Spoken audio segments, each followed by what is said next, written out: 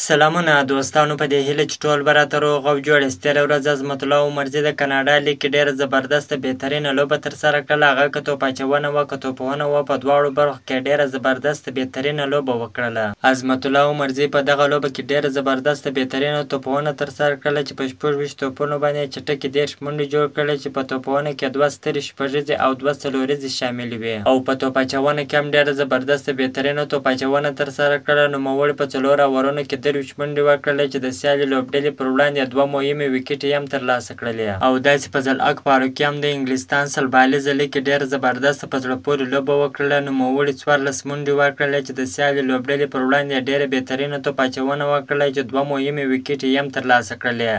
که تاسو هم غواړئ د کرکټ په اړه باندې تازه او مهمو معلوماتو څخه ځان خبر کړئ، نو زموږ پیج فالو چینل سبسکرایب کړئ. د نورو تازه معلوماتو لپاره زموږ سره اوسئ. تر بلې ویډیو پورې د الله په امان.